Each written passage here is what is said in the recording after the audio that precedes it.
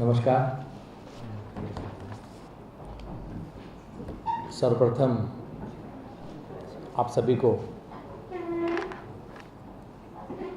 हिंदू नववर्ष की बहुत बहुत शुभकामनाएं।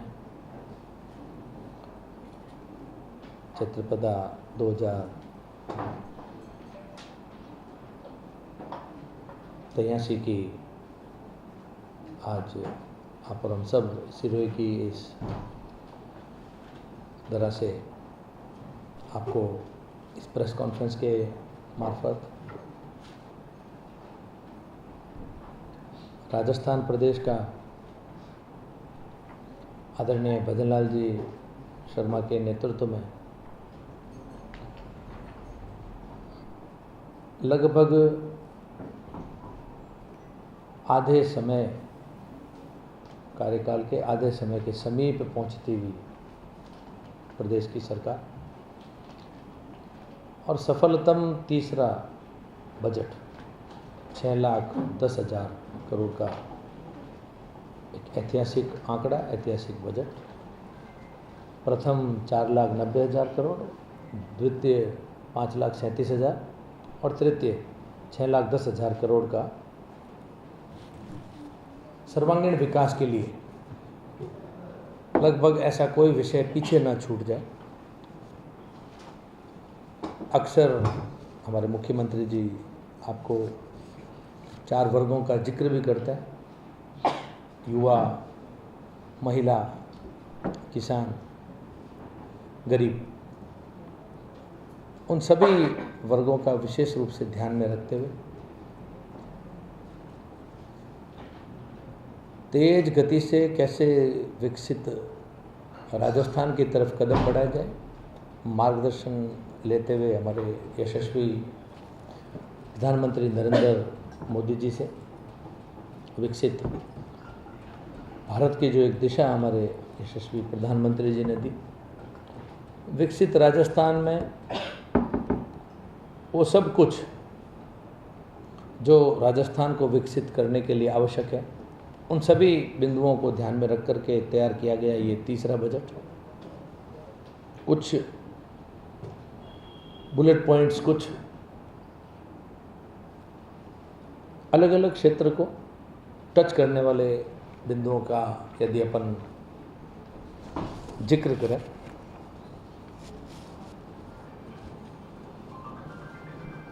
तो एक आम आदमी के जीवन से जुड़ा हुआ विषय, लगभग 91 लाख लोगों को 28,400 करोड़ रुपए की पेंशन। बहुत महत्वपूर्ण विषय, आम आदमी से जुड़ा हुआ विषय, तो उसका प्रावधान दिया गया। 67,18,000 किसानों के लिए 10,900 करोड़ रुपए का किसान सम्मान निधि आप और हम अलग अलग कार्यक्रमों से देखते हैं, सीधा उनके खाते में लगातार ये ट्रांसफ़र की जा रही है। आदरणीय मोदी जी काफ़ी वर्षों से किसान सम्मान निधि दे रहे हैं और जब से हमारी प्रदेश की सरकार रही है, हमारे अति लोकप्रिय मुख्यमंत्री भजन लाल जी शर्मा ने भी किसानों के विकास के लिए राजस्थान प्रदेश में भी किसान सम्मान निधि का जो प्रावधान रखा, वाकई ये ज़मीन पर किसानों के बीच में इसकी तारीफ होती है। गेहूं की खरीद के लिए भी किसानों के लिए जो 150 रुपये किलो पर जो बोनस का, वो भी प्रावधान। 2,05,000 नए कृषि कनेक्शन। बिजली के अंदर आज एक समय था कि सरकारें, चाहे वो भारतीय जनता पार्टी की हो या हमारे विपक्ष के साथियों की, सदैव ही इस बिजली जैसे महत्वपूर्ण विषय पर हजारों करोड़ का घाटा भरने का काम ही किया करती थी। लेकिन इस 26-27 महीने के इस अल्पकालीन समय में जो बिजली को लेकर के बहुत महत्वपूर्ण जो कदम हमारे मुख्यमंत्री जी ने उठाए, और एक वादा भी वो लगातार करते आ रहे हैं, आप और हम सब लगातार इसकी चर्चा भी करते हैं कि 2027 में किसानों को दिन में बिजली देने का प्रावधान। मेरे को, आपको सबको याद है कि हमारे साथी विधायकों ने पिछली बार विधानसभा के अंदर तगारी के अंदर कोयला ले जा करके अशोक जी को उपहार के रूप में दिया था कि अशोक जी आपका कोयला ख़त्म हो गया है। वो दिन भी राजस्थान प्रदेश देख रहा था, किसान जगह जगह पर धरना प्रदर्शन कर रहे थे, लेकिन हमारे विपक्ष के साथियों को सिर्फ कुछ न कुछ अनर्गल बोलने के अलावा कोई विषय नहीं है। लेकिन वो बिजली की सप्लाई को लेकर के इन 26-27 महीनों में कहीं पर वो धरना प्रदर्शन भी नहीं कर पाए। 23 जिलों में दिन में बिजली आज राजस्थान की सरकार दे रही है, और आने वाले समय में ये संपूर्ण राजस्थान के अंदर दी जाएगी। जो यदि मैं इंफ्रास्ट्रक्चर की चर्चा करूं, सबसे महत्वपूर्ण है आज देश के अंदर एक जो जीडीपी पर 11वें स्थान पर विश्व के अंदर जगह रखने वाला हिंदुस्तान, आज इंफ्रास्ट्रक्चर पर जो मोदी जी का विज़न था उसके ऊपर जो तेज़ गति से कदम हिंदुस्तान के बढ़ाए गए, और अपन जीडीपी के यदि चर्चा करें तो आज चौथे पावनदान पर जापान जैसे देश को भी अपन ने पीछे छोड़ा है। बहुत ही जल्द जर्मनी को भी अपन पीछे छोड़ने की तरफ अग्रसर है, कदम बढ़ा रहे हैं। शायद ये इसी वर्ष संभव हो पाएगा। राजस्थान प्रदेश भी अपने सड़कों का जो जाल है उसके लिए 27,860 करोड़ का जो प्रावधान, और अभी तक 16,430 किलोमीटर सड़कों का निर्माण कर कुल 42,000 किलोमीटर सड़क विकसित किए। बहुत बड़ा ये आंकड़ा है, ये आज तक का ऐतिहासिक आंकड़ा है।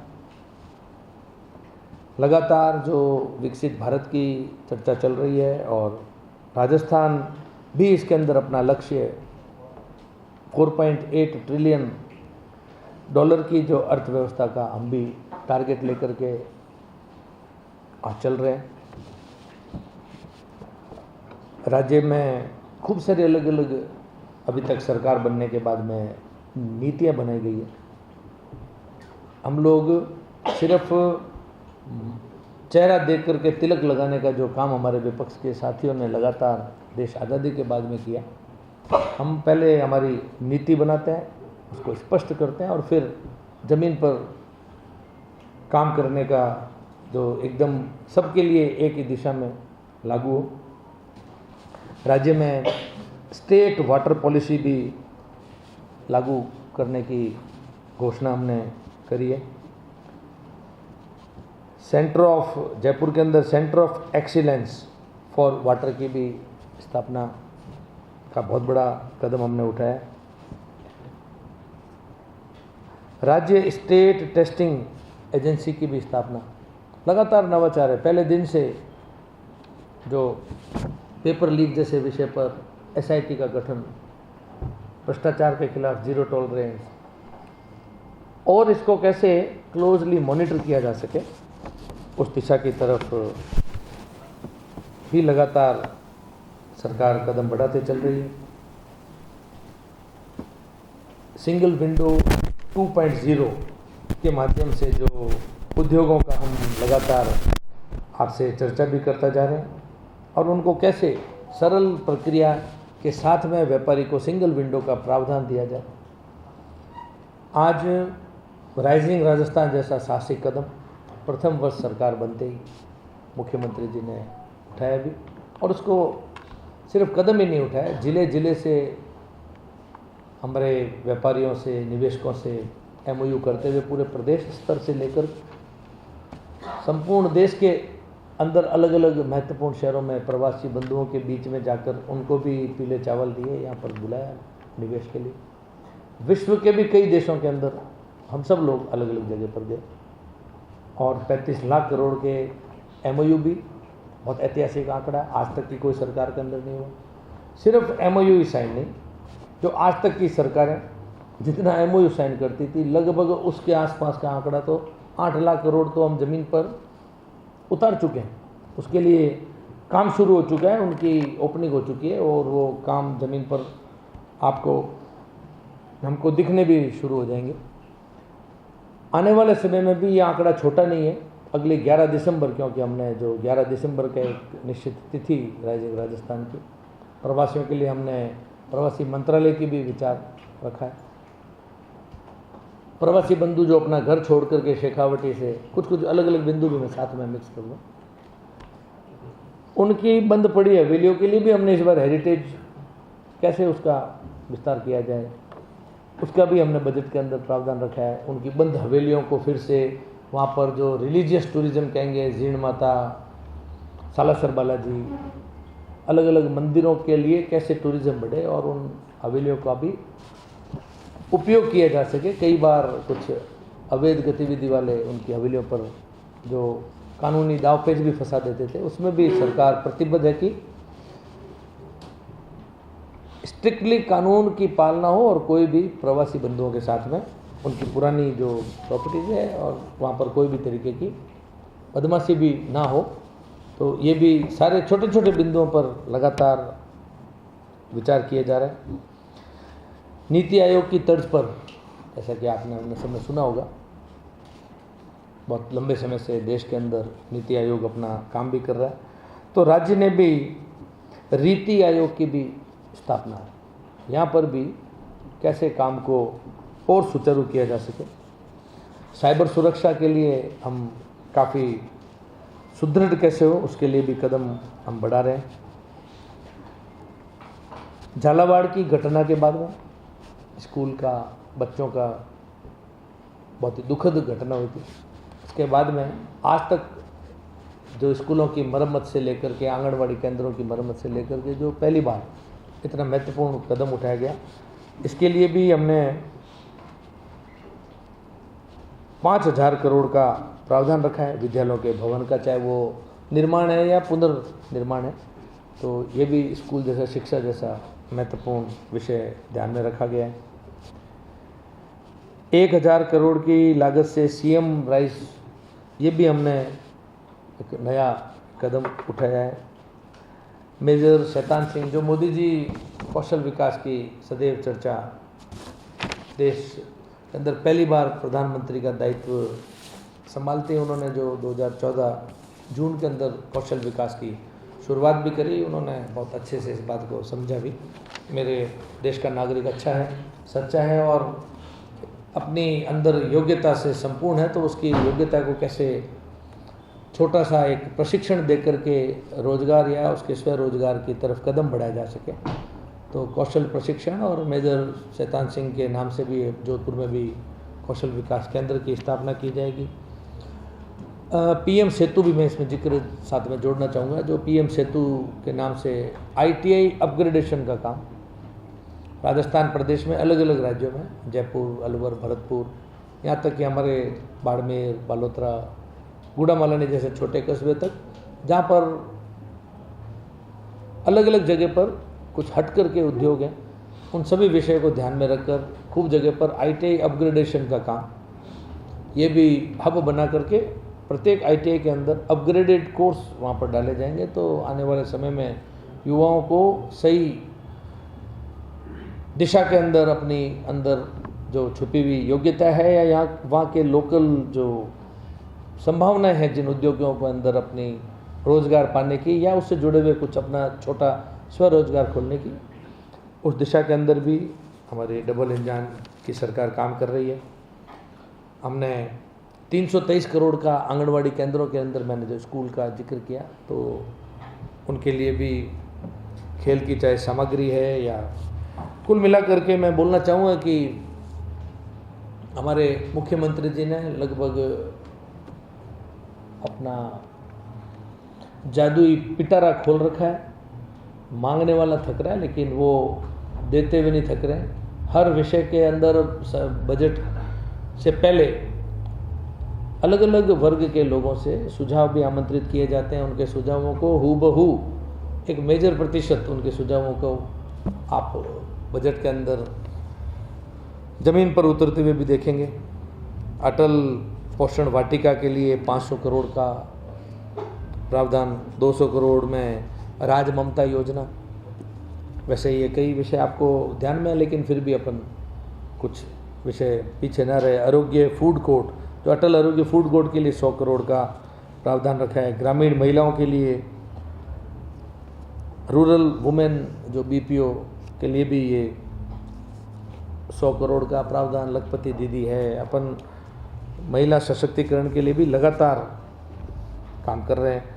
राज्य सुरक्षा योजना, अटल प्रगति पथ के लिए भी जो 500 करोड़ का प्रावधान है। अपन अटल जी को यदि सड़कों का जिक्र हो, गाँव के अंदर जहाँ पर भारत की आत्मा बसती है, वहाँ पर जो प्रधानमंत्री ग्रामीण सड़क योजना PMGSY का जो अद्भुत उदाहरण उन्होंने प्रत्येक ग्राम पंचायत को जोड़ने का देश के अंदर जो एक प्रथम कदम विकसित भारत का था, हम अटल जी को आज भी उस कार्य के लिए याद भी करते हैं। तो अटल प्रगति पथ से लगातार हम सीमेंट की सड़कें हो, अलग अलग जगह पर जो सुदृढ़ीकरण के काम सड़कों को लेकर के हमारे देश के यशस्वी सड़क के लिए मैं नितिन गडकरी जी का जिक्र करना चाहूँ। मेरे को नहीं लगता है कि बच्चा भी, मतलब बच्चा घर में उनको सड़कों के लिए, हाईवेज के लिए, उनकी आधुनिक सोच के लिए नितिन गडकरी साहब को सभी जानते हैं। दिन और रात वो मेहनत कर रहे हैं। उनके पास भी हर समय पिटारा खुला रहता है। कभी भी कोई गया, कितने लाख करोड़ का बजट ले जाओ, वो कभी भी खाली हाथ वहाँ से नहीं निकालते हैं। लगातार वो मोदी जी के मार्गदर्शन में, जैसा कि राजस्थान प्रदेश में भी ये जो 2 बड़े highway, Delhi Mumbai freight corridor और 3 रिफाइनरी को जोड़ने वाला जो अमृतसर पचपदरा जामनगर 3 रिफाइनरी को जोड़ने वाला भारतमाला, और इन दोनों हाईवेज को जोड़ने वाला पचपदरा लालसोट, जो तीसरा पूरा मध्य राजस्थान को विकसित राजस्थान बनाने के लिए, इंफ्रास्ट्रक्चर के लिए बहुत बड़ा कदम होगा। रेल फ्रेट कॉरिडोर भी इधर मारवाड़ जंक्शन और ये अजमेर होते हुए बहुत ही शानदार इनमें काम भी हो रहे हैं। लगातार लॉजिस्टिक जो इंडियन कंटेनर डिपोट है सब जगह पर बन भी रहे हैं। आने वाले समय में कैसे रेल से और भी इसको गति दी जा सकेगी, लॉजिस्टिक को, जो कि हर विकसित देश के अंदर आवश्यक भी होता है। हमने मुख्यमंत्री जी ने जो दिव्यांग सहायता के लिए भी पोषण से संबंधित प्रावधान रखा है। 25,000 करोड़ रुपए का ऋण वितरण भी किसानों को, ये प्रावधान आदरणीय मुख्यमंत्री जी ने रखा है। सूक्ष्म सिंचाई के लिए दायरा जो 24% था उसको बढ़ा करके 51%, ये किसानों के लिए एक बहुत बड़ा, दुगने से भी ज़्यादा का ये लक्ष्य हमारे मुख्यमंत्री जी ने लिया, और उसके लिए उन्होंने 1340 करोड़ का प्रावधान भी बजट के अंदर किया है। 5,000 करोड़ के पर्यटन के लिए भी फंड रखा है। जैसा कि आप देख रहे हैं जगह जगह पर पर्यटन कैसे बढ़ सके। राजस्थान वैसे देश के अंदर अग्रणी पंक्ति के अंदर ये प्रदेश है जहाँ पर पर्यटन बहुत बड़ी संख्या में आज आता है। हमारी दिया कुमारी जी पर्यटन मंत्री और हमारे अपने जोधपुर के सांसद गजेंद्र सिंह जी पूरे देश के अंदर पर्यटन के लिए सदैव वो लगातार प्रयासरत हैं।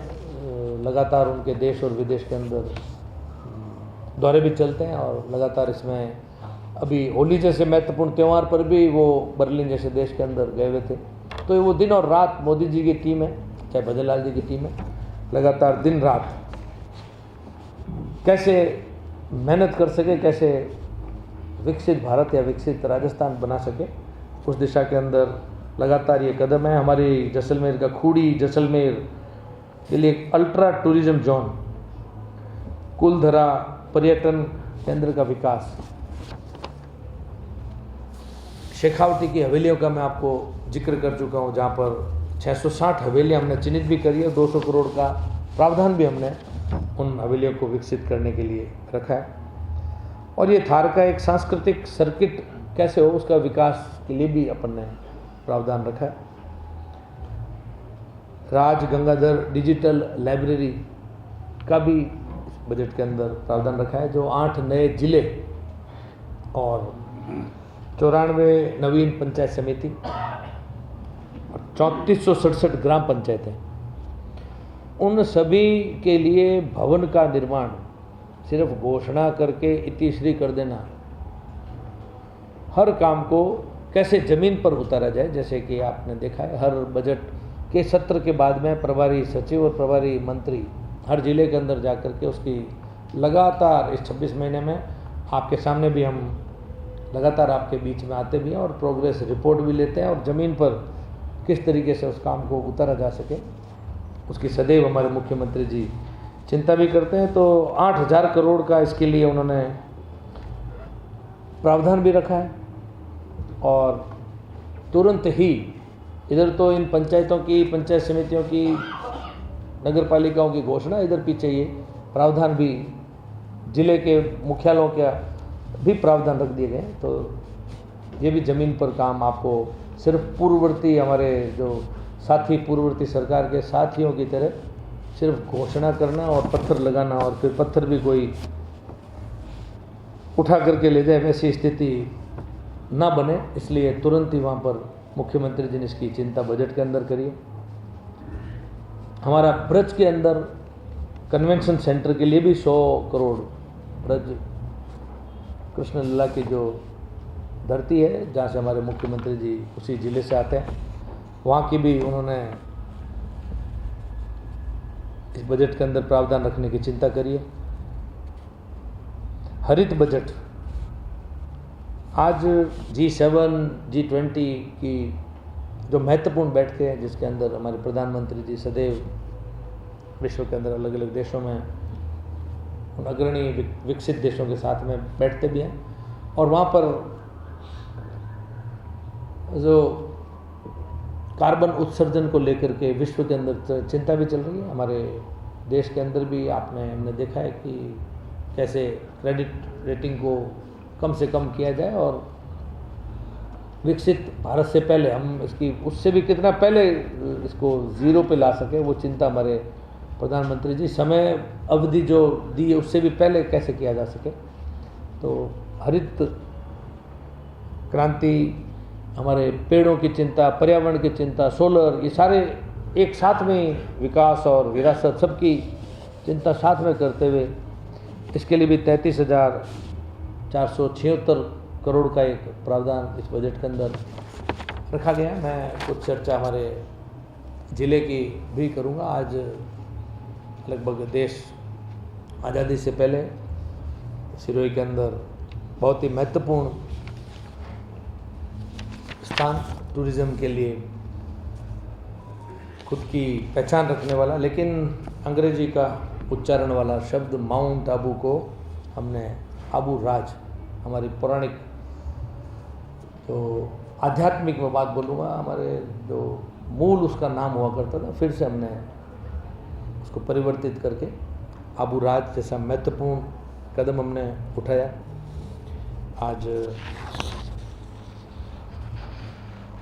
अलग अलग जो डेयरी को लेकर के मैं कुछ बुलेट पॉइंट्स पर ही चर्चा करता हूँ, क्योंकि आपके पास सारे बिंदु वैसे आ रखे हैं और मैं वैसे आपको सारा प्रेस नोट दे भी दूँगा। डेयरी का बड़ा प्रावधान यहाँ पर जो किया है, दुग्ध उत्पादन, क्योंकि जैसा कि आपने सुना होगा बजट के अंदर कि सरस जो हमारा डेयरी उत्पादन के लिए बहुत बड़ा नाम है, अब सरस भी अपनी बाउंड्रीज़ के अंदर सिर्फ राजस्थान प्रदेश में नहीं, अपने प्रदेश की बाउंड्री से अमूल की तर्ज पर बाहर जाकर के दूसरे प्रदेशों में भी व्यापार करेगा। तो यहाँ पर भी हमने 50 करोड़ का डेयरी का ध्यान में रखते हुए सिरोही मुख्यालय पर प्रावधान भी रखा है। आने वाले समय में कैसे हमारे पशुपालक इस दिशा के अंदर अपने कदम भी बढ़ा सके, और उनके लिए मुख्यमंत्री जी ने भी इसकी चिंता करी है। इंफ्रास्ट्रक्चर जो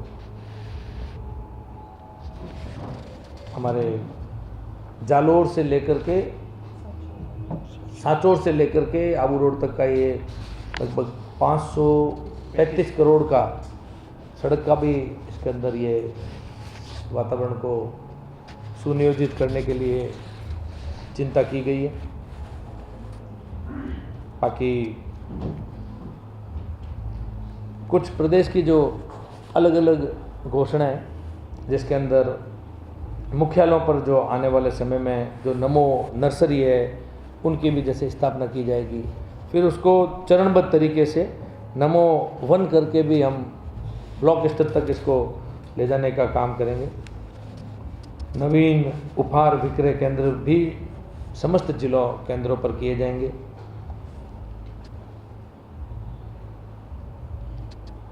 हमने सिरोही के अंदर पशु चिकित्सा उप केंद्र को पशु चिकित्सालय के अंदर जिसका क्रमोन्नत किया गया, इसका भी यहाँ पर चिंता की गई है।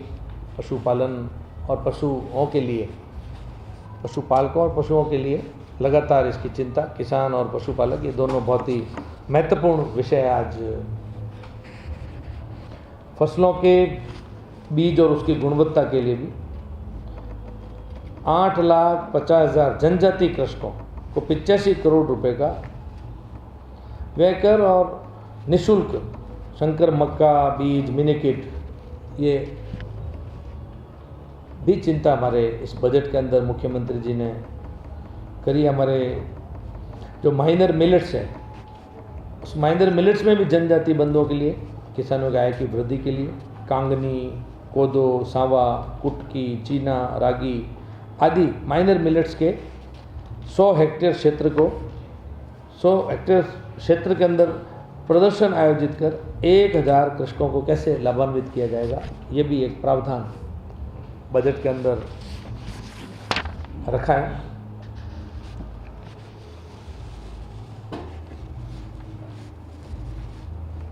सिरोही जिले के अंदर अन्य विभिन्न जिलों की तरह जिला कारागृहों में आधुनिक मुलाकात कक्षों का भी निर्माण करवाया जाएगा। विकसित राजस्थान की जो परिकल्पना है, चाहे वो जेल हो, चाहे वो पुलिस थाने हो, चाहे वो आने वाले समय के हमारे कोई भी सरकारी भवन हो, उनके ऊपर कैसे सोलर की तकनीक से उनको बिजली दी जाए, हर विषय की हर जगह पर चिंता की जा रही है। जो रीति आयोग की स्थापना है, आने वाले समय में खूब सारे विषय एक साथ में आपको और हमको ज़मीन पर उतरते हुए नजर आएंगे। जनजाति क्षेत्र के 5,000 युवाओं के लिए उद्यम स्थापित करने के लिए मुख्यमंत्री स्वरोजगार, बहुत ही ये आज तक का ऐतिहासिक कदम है। मुख्यमंत्री जी ने स्वरोजगार का जो ये एक बजट के अंदर प्रावधान रखा है, ब्याज मुक्त ऋण है।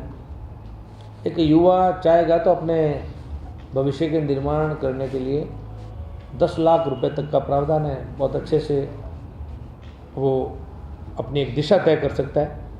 इधर तो अपग्रेडेड ITI खुल रहे हैं, इधर स्किल डेवलपमेंट के ऊपर बहुत जोर दिया जा रहा है, इधर खेलों पर जोर दिया जा रहा है। खेलों के अंदर नीचे से गिनती आती थी देश की, मेडल नहीं मिलता था, अब ऐसी लंबी फहरिस्त बन चुकी है कि अपन गिन भी नहीं सकते हैं। इतने गोल्ड, सिल्वर, ब्रॉन्ज मेडल आज देश के अंदर लगातार हमारे खिलाड़ियों के अच्छे प्रदर्शन के लिए आ रहे हैं। उसमें महिला क्रिकेट टीम का भी आपने अपने मोदी जी ने उनको बैठा करके अपने पास चाय भी पिलाई। ओलंपिक के अंदर गोल्ड मेडल वाले को 2 करोड़ और एशियाड के अंदर 1 करोड़ तक के प्रावधान, क्रमशः वो सिल्वर और ब्रॉन्ज मेडल के लिए।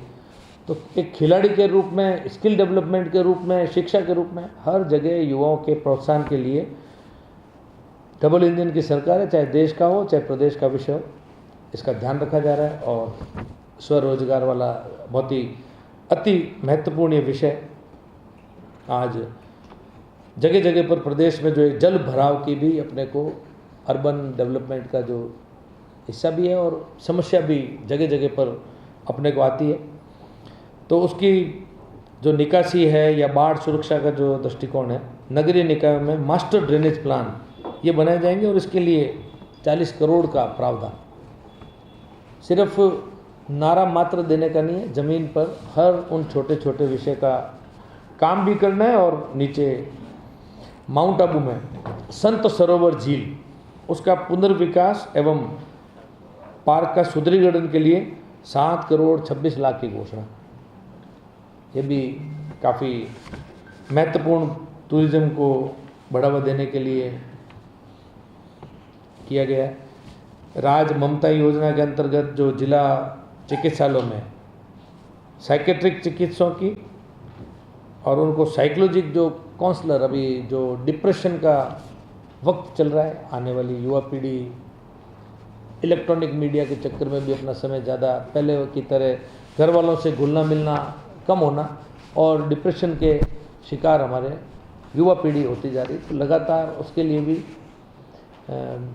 विशेषकर मैं जिक्र करना चाहूँगा। बाड़मेर जैसे ज़िले में खुदकुशी के भी बहुत प्रकरण ये बढ़ रहे हैं जगह जगह पर, तो उनको माता पिताओं से भी आग्रह है अपने मिलने जुलने वालों को कि उनको लगातार आप कैसे साइकोलॉजिकल काउंसलिंग दिलवा सकें। तो साइकेट्रिस्ट की भी एक चिंता की गई है कि पीढ़ी को कैसे अपन लगातार उनके जान को भी बचाया जा सके और उनकी जो बिगड़ती हुई सेहत हो उसका भी इसके अंदर चिंता की गई है। मानसिक रोगियों का भी जो मेंटल हेल्थ केयर है उसके भी सेल बनाए जाएंगे। हमारे कालंदरी में 30 से 50 बेड का सामुदायिक स्वास्थ्य केंद्र का भी सिरोही जिले के अंदर प्रावधान रखा गया है।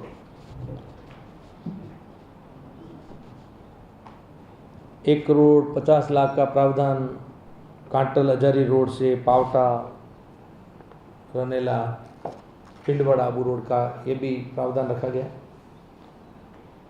कुल मिलाकर के मैं आपको बाकी खूब सारे विषय जो सिरोही से जुड़े हुए आपके पास वैसे है, लेकिन मैं कंक्लूड करूंगा आपका सभी मीडिया बंधुओं में ज़्यादा समय न लेकर के। आज जिस गति से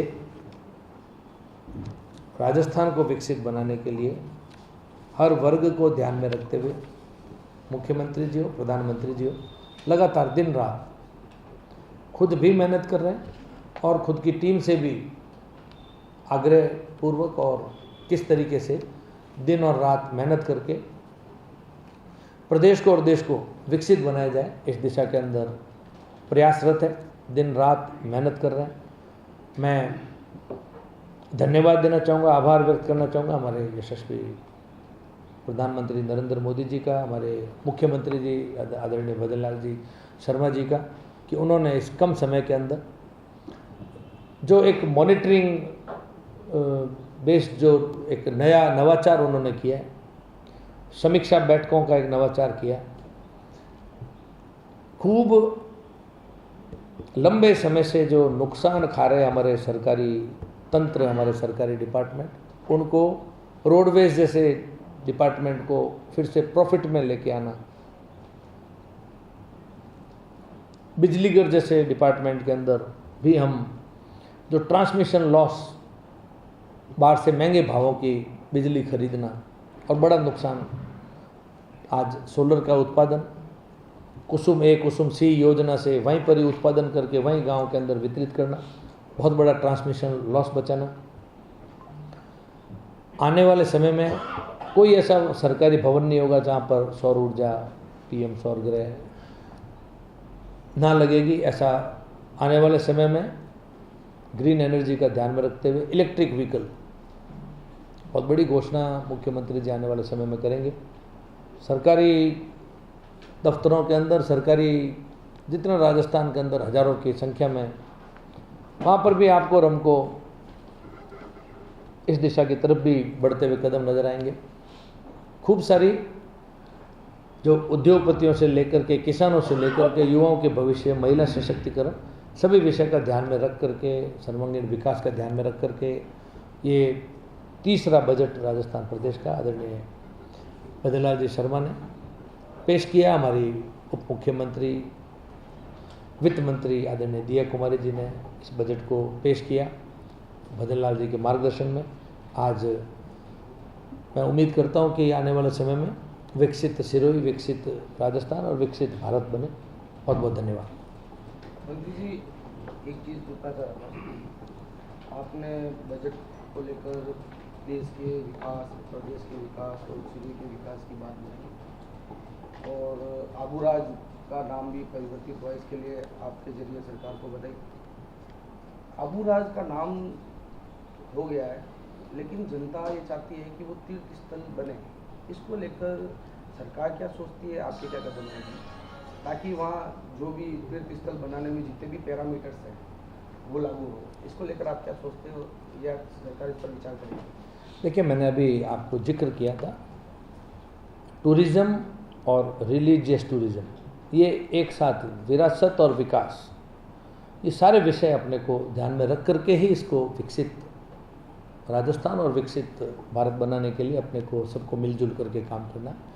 जनता की भावना की सदैव कोई भी सरकार हो वो कद्र करती है, लेकिन जो विषय आबूराज का है, ये भी जनता की मांग पर ही प्रस्ताव लेकर के और फिर सरकार ने इसका निर्णय लिया। बहुत महत्वपूर्ण बड़ा निर्णय है। जो भी कोई परिस्थिति समय के अनुरूप कोई ऐसी मांग आएगी तो उसके ऊपर विचार किया जाएगा, लेकिन हाल फिलहाल बहुत अच्छा टूरिस्ट डेस्टिनेशन है, रिलीजियस डेस्टिनेशन है, ये दोनों साथ में आबूराज में चल रहा है। मंत्री जी, एक सवाल था आपसे। सिरोही जिले में पिछले 6 महीने से कमलेश मेहता का आंदोलन चल रहा है। क्षेत्रवासी खनन परियोजना का विरोध कर रहे हैं। बतौर प्रभारी मंत्री आप भी एक बार इनके बीच नहीं पहुंचे, क्या आपकी जिम्मेदारी नहीं थी? जनता आंदोलन जो प्रोजेक्ट को स्वीकार नहीं कर रही है और आपका जिम्मेदार नुमाइंदा कोई उनके बीच जाने को तैयार नहीं है? हमारे लगातार विधायक महोदय, हमारे सांसद, हमारे प्रशासनिक अधिकारी और उनकी मुख्यमंत्री जी तक हमारी जो बैठक है वो सब हमारी लगातार चल रही है। कोई भी काम बिना मॉनिटरिंग के नहीं चलता है। फिजिकली यहाँ पर जाना या उनको वहाँ बुला लेना, वो सब काम चल रहा है। आपने सर अपने उद्बोधन भाषण में भ्रष्टाचार को जीरो टॉलरेंस की बात कही। छिंदवाड़ा पंचायत समिति में भाजपा का बोर्ड है। पंचायत समिति सदस्य पवन अग्रवाल ने आरोप लगाए हैं कि ग्राम पंचायतों में भ्रष्टाचार हुआ है, राजकीय कार्य में अनियमितता हुई है। क्या जिला परिषद सीओ साहब ने उसको लेकर अभी तक जांच कमेटी गठित की? देखिए, कोई विषय मेरे संज्ञान में आएगा तो अपन उसके बारे में बिल्कुल कठोर से कठोर कार्रवाई भी, यदि कुछ गलत पाया जाता तो किया जाएगा। सर, आप उद्योग मंत्री हैं। सिरोही के अंदर एक उद्योग चल रहा था जिसका नाम था तलवार बनाने का कार्य। वो प्राय एकदम मृत स्थिति में चला गया है। उसको वापस जागृत करने के लिए आपकी सरकार कोई मंशा रखती है? आप उद्योग मंत्री होने के नाते इसके ऊपर कुछ एक्शन लेना चाहेंगे? देखिए, हम वन डिस्ट्रिक्ट वन प्रोडक्ट या हमारा पंच गौरव, ये दोनों बहुत महत्वपूर्ण विषय के साथ में सरकार काम भी कर रही है। लगातार हमारी लुप्त होते हुए इस तरीके के, चाहे वो उद्योग है, चाहे संस्कृति है, चाहे वनस्पति है, चाहे खेल है, उन सभी विषय का हम ध्यान रखते हैं। यदि संज्ञान में लाया जाता तो इसके ऊपर कुछ विचार भी किया जाएगा और आपने आज भी बताया है तो हम इस पर बिल्कुल निश्चित रूप से कार्य भी करेंगे। यदि ऐसे कोई कारीगर उसके अंदर काम करने वाले हैं तो उनके प्रोत्साहन के लिए भी हम कुछ महत्वपूर्ण कदम होगा वो उठाने का प्रयास करेंगे। सिरोही में कोई भी अतिथि आता है तो सबसे पहले उसका तलवार से स्वागत किया जाता है और सिरोही की तलवार को आन बान और शान का प्रतीक मान करके सम्मान किया जाता है उसको। लेकिन उसके बावजूद भी प्रशासन और शासन का अभी तक उस उद्योग के ऊपर ध्यान मेरे संज्ञान में हमारे मीडिया के अति प्रिय बंधु ने आज ये विषय डाला है तो बिल्कुल इसके ऊपर हम कुछ ना कुछ गौर डालेंगे। सर, दूसरी बात एक ये रहता है, मेरा सवाल था, पंचायत समिति के अंदर एक सहायक प्रशासनिक अधिकारी है हरिराम मालिक, जिन्होंने झूठे तथ्य दे करके अपने बच्चों की जो वास्तविक स्थिति है उसको छिपा करके प्रमोशन प्राप्त किया। उसको लेकर के एसओजी के अंदर विवाद तक दायर हो गया। पंचायत समिति के पंचायती राज विभाग में उसकी शिकायत भी हो गई, लेकिन उसकी जाँच अभी तक नहीं हो रही है, न उसके ऊपर कोई कार्रवाई हो रही है। क्या कारण है इसकी? देखिए, मुख्यमंत्री जी ने मुख्यमंत्री की शपथ लेते ही अगले दिन 24 घंटे के अंदर एसआईटी का गठन और एसओजी है, एंटी करप्शन है, पेपर लीक है, भ्रष्ट अधिकारी हैं, साइबर क्राइम है, तो वो भरतपुर अलवर अपने को दिखता था, रंगदारी का काम है। इन सभी कार्यों को सीधा, क्योंकि गृह मंत्री भी हमारे मुख्यमंत्री जी स्वयं हैं, बहुत अच्छे से मॉनिटरिंग भी कर रहे हैं। कोई भी गलत व्यक्ति कहीं पर भी है तो उसके साथ में कोई भी तरह का पक्षपात हो जाए या लापरवाही हो जाए, ऐसा हो नहीं सकता है। लेकिन फिर भी आपने ये विषय ध्यान में डाला तो इसका मुख्यमंत्री जी के संज्ञान में हम डालेंगे, क्योंकि वो स्वयं मॉनिटरिंग कर रहे हैं तो बिल्कुल कोई इसमें कोताही नहीं बरती जाएगी यदि ऐसा कोई विषय है तो। 18 महीने पहले शिकायत होती है, क्योंकि एसओजी एक स्वतंत्र एजेंसी, वो अपना काम कर रही है। आपका सरपंच शिकायत करता है, 18 महीने पहले उसकी शिकायत करना, पत्रकार महोदय, शिकायत करना विषय महत्वपूर्ण नहीं है, कोई का दोषी पाया जाना महत्वपूर्ण। सारे दस्तावेज उसको दे दिए जांच अधिकारी को, लेकिन जांच अधिकारी जांच करने के लिए तैयार नहीं है। अब हमारा कोई मीडिया आज स्वयं प्रधानमंत्री जी, गृह मंत्री जी, एसओजी, पेपर लीक, ये तो अब हिंदुस्तान का एक मॉडल बन चुका है राजस्थान। सर एक सेकंड, हमारा जो पत्रकार है, न्यूज 18 का पत्रकार, जो उसको लेकर के खबर चलाता है, उसके ऊपर वही सहायक प्रशासनिक अधिकारी है, वो हमला करता है पंचायत समिति के अंदर। इससे बड़ी विडंबना क्या हो सकती है? विषय संज्ञान में आएगा, उसके ऊपर आपने आज डाला है तो बिल्कुल उसके ऊपर जानकारी जुटा करके कार्रवाई कर रहे हैं। सर, मुख्यमंत्री जी ने इस बजट के अंदर सिरोही जिले में पशुपालकों के लिए बहुत अच्छा डेयरी प्लांट के लिए प्रावधान रखा है। इस जिले के अंदर नगर मुख्यालय में 5000 बीघा भूमि भी है। 50 साल पहले अरबुदा डेयरी गौशाला फार्म भी बनी थी, लेकिन गत सरकार में जो MOU हुआ और वर्तमान में वो गौशाला राज्य सरकार का नाम और छवि धूमिल कर रही है और आरोप प्रत्यारोप रोज लगते हैं। तो क्या अरबुदा गौशाला डेयरी फार्म पर डेयरी उद्योग लग सकता है? नहीं, गौशाला अपना काम करे। और रही बात अरबुदा गौशाला की, तो जो मेरे को व्यक्तिगत रूप से मॉनिटरिंग में सदैव पता चलता है, पिछले वर्ष ही उसके अंदर सरकार की तरफ से शायद 1.5 करोड़ हमने दिए थे, तो वो भी मेरे को संज्ञान में है। तो जब भी जो कागज़ों के अंदर डिमांड सरकार के पास आती है, तो सभी गौशाला के अंदर, पूरे प्रदेश के अंदर समान तरीके से व्यवहार भी है और काम भी किया जा रहा है। कोई अगर अलग हटकर के विषय हो तो आप मेरे को इस प्रेस के बाद में आप बता सकते हैं।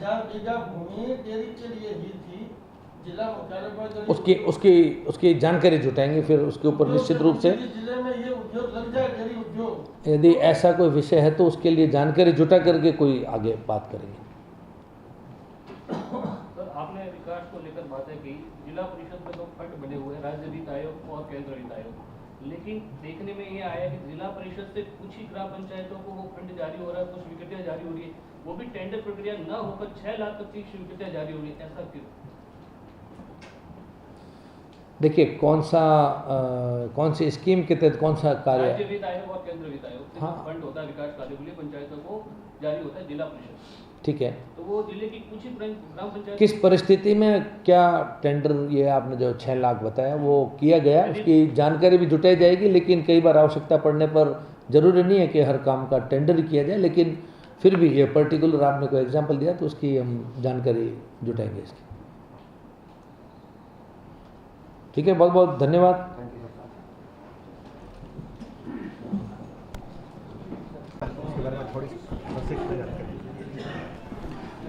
देखिए, मैं जिक्र करना चाहूँगा हमारे तीसरे राजस्थान प्रदेश के बजट यशस्वी मुख्यमंत्री भजन लाल जी शर्मा जी के नेतृत्व में, उनके मार्गदर्शन से हमारी उप मुख्यमंत्री दिया कुमारी जी ने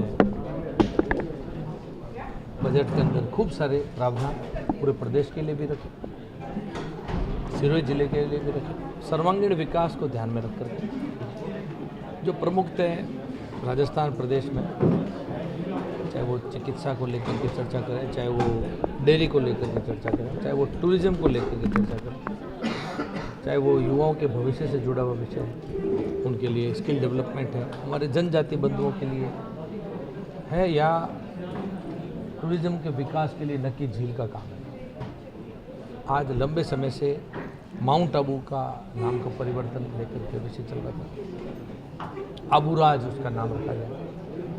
सांचौर से आबू रोड के लिए सिरोही जिले को इसमें महत्वपूर्ण लगभग 550 साढ़े 500 करोड़ का सड़क का प्रावधान ये आगे आने वाले समय में निश्चित रूप से मजबूत इंफ्रास्ट्रक्चर को बल देगा। पशुपालकों का ध्यान में रखते हुए डेयरी उत्पादन कैसे और भी सुदृढ़ हो, यहाँ के पशुपालक अपने दुग्ध का व्यापार और अच्छा बढ़ा सकें। सरस डेयरी आज पूरे प्रदेश के अंदर बहुत अच्छा काम कर रही है और अब सिर्फ प्रदेश में नहीं, प्रदेश की बाउंड्री से बाहर जाकर के भी अपने बूथ खोलेगी, अपना क्षेत्र बढ़ाएगी। तो जनजाति बंधुओं के लिए भी अलग अलग प्रावधान रखेंगे, खूब सारी सड़कें, खूब सारे विषय जो जिला हेडक्वार्टर पर, चाहे वो महिलाओं के लिए ध्यान में रखा है, चाहे मरीजों का ध्यान में रखते हुए हॉस्पिटल के सुदृढ़ीकरण के लिए, चाहे वो इस डिप्रेशन की भी बहुत ज़्यादा शिकायत आ रही है, तो साइकेट्रिस्ट जो उनकी साइकोलॉजी को स्टडी करने के लिए साइकेट्रिस्ट वहाँ पर बैठे, मेंटल हेल्थ का ध्यान का भी प्रावधान रखा। निश्चित रूप से जो नई ग्राम पंचायतें, नए पंचायत समिति, नए जिला जो बने, उनके सिर्फ घोषणा मात्र नहीं जो पूर्ववर्ती सरकार ने की, उन घोषणाओं को ज़मीन पर उतारने के लिए उनके भवन निर्माण का भी इसके अंदर बजट में प्रावधान रखा गया। झालावाड़ की दुखद घटना के बाद में जो स्कूलों के मरम्मत का काम, आंगनवाड़ियों के भवन का मरम्मत का काम, तो उसके लिए भी आंगनवाड़ी के लिए 323 करोड़ और स्कूलों के लिए भी हर तरीके का प्रावधान रखने का काम, स्किल डेवलपमेंट का भी यहाँ पर ध्यान रखा गया है। निश्चित रूप से मैं कहना चाहूँगा कि सिर्फ सिरोही नहीं, सिर्फ मारवाड़ नहीं, पूरे प्रदेश के अंदर ऐसा कोई विषय पीछे ना छूट जाए। तो प्रथम बजट जो 4,90,000 करोड़ और द्वितीय 5,37,000 करोड़ और तीसरा 6,10,000 करोड़ का ये बजट है। सिर्फ घोषणा मात्र का ये बजट नहीं है, ज़मीन पर कैसे इसको उतारा जाए, कैसे इसके अंदर कोई टेंडर में, कोई प्रक्रिया में कहीं अटकाव ना आ जाए, भटकाव ना आ जाए। तो प्रत्येक जिले के अंदर प्रभारी सचिव से लेकर के प्रभावी मंत्री आकर के इसकी लगातार मॉनिटरिंग तीसरे बजट की भी करेंगे। पूर्ववर्ती समय के बजट 99%, 90 से ऊपर प्रतिशत, लगभग 90% के आसपास ज़मीन पर उतर जाना, ये आज तक का ऐतिहासिक आंकड़ा है। और राइजिंग राजस्थान उद्योगों को ध्यान में रखकर जो महत्वपूर्ण कदम मुख्यमंत्री जी ने उठाए, आज 8 लाख करोड़ के MOU ज़मीन पर उतर जाना, 35 लाख करोड़ के MOU करना, तो लगातार उन सभी विषय के ऊपर ये ध्यान रखा जा रहा है। आज मैं बिजली को लेकर के चर्चा करूंगा तो सौर ऊर्जा के ऊपर बहुत फोकस किया जा रहा है। किसानों को मुख्यमंत्री जी लगातार अपन सभी लगातार सुन रहे हैं कि 2027 में किसानों को दिन में बिजली दी जाएगी। 23 जिलों के अंदर ये संभव भी हो चुका है। अभी लगभग 1 वर्ष शेष है। आने वाले समय में पूरे प्रदेश के अंदर किसान को दिन में बिजली दी जाएगी। वो भी एक सरकारी कर्मचारी या एक स्वरोजगार करने वाला व्यापारी दिन भर काम करता है, रात को जाकर के अपने परिवार के साथ में बैठ कर के खाना भी खाएगा, टेलीविज़न भी देखेगा और वो भी अपने परिवार के सदस्यों को गुड नाइट बोल करके सो पाएगा। इसकी भी चिंता हमारे मुख्यमंत्री जी कर रहे हैं। सर, आपने सोलर की बात की, उस सोलर के लिए कुछ खेजड़ी को काटा जा रहा है, जिसके लिए आपके पूर्वजों ने 365 लोगों ने एक साथ 363 लोगों ने एक साथ में बलिदान दिया था। देखिए, मुख्यमंत्री जी के पास एक डेलीगेशन आज से 6 महीने पहले साधु संतों के नेतृत्व में गए, पर्यावरण प्रेमी भी उसमें थे, समाज के प्रबुद्ध लोग थे, जनप्रतिनिधि थे, और मुख्यमंत्री जी ने स्वयं ने विकास भी और विरासत भी विषय को ध्यान में रखते हुए खेजड़ी कानून बनाऊंगा, इसका वादा भी किया। और उसके लिए विधानसभा के पटल से भी मुख्यमंत्री जी ने खेजड़ी कानून का जिक्र किया। अभी वो प्रक्रियाधीन है।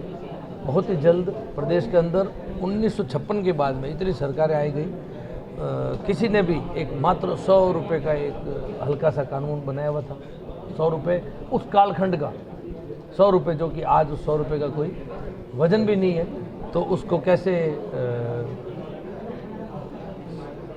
जुर्माना भी अधिक हो, सजा का भी प्रावधान रखा जाए और कैसे कठोर कानून बनाया जाए, तो खेजड़ी जैसे राज्य पक्ष के साथ में आगे आने वाले समय में छेड़छाड़ ना हो। सोलर भी लगाना है तो सोलर के लिए कोई ज़रूरी नहीं खेजड़ी काटना। तो सारे प्रावधानों को ध्यान में रख करके प्रदेश की सरकार काम कर रही है। हमारे मुख्यमंत्री जी बहुत अच्छे से सभी विषय को ध्यान में रख के काम कर रहे हैं। सर, सिरोही को लेकर के एक सवाल करूँगा। सिरोही का जो मर्द पड़ा उद्योग है तलवार का, किस प्रकार से उसको आगे बढ़ाने के लिए सरकार या आप? देखिए, 1 डिस्ट्रिक्ट 1 प्रोडक्ट है या पंच गौरव है, इन सभी विषय को ध्यान में रख करके आज आपने जो तलवार उद्योग का विषय संज्ञान में हमारे आप लाए हैं, तो निश्चित रूप से इसकी हम चर्चा भी करेंगे और इसको एग्जामिन करा करके क्या इसके लिए अभी संभव हो सकता है। जो आपने इसके लिए मृत शब्द यूज़ किया, तो निश्चित रूप से इसको वापस फिर से, यदि ये लुप्त होता हुआ व्यवसाय है तो इसको कैसे जीवित किया जा सके, इसके लिए हम महत्वपूर्ण कदम उठाने का काम करेंगे। अंतिम सवाल, पंचायती राज विभाग के अंदर एक जो आपका सहायक प्रशासनिक अधिकारी है हरिराम मालिक, उसको लेकर के शिकायतें हुई, सारी चीज़ें हुई, लेकिन विभाग जांच के ऊपर कुंडली मार के बताए। किस प्रकार से जांच करवाएंगे और किस प्रकार से उसको? देखिए, ये भजनलाल जी की सरकार है। कोई भी यदि भ्रष्ट अधिकारी है या कोई लापरवाह अधिकारी, लापरवाही को अधिकारी कर रहा है, कोई शिकायत है और यदि वो दोषी पाया जाता है तो ज़ीरो टॉलरेंस की ये सरकार है।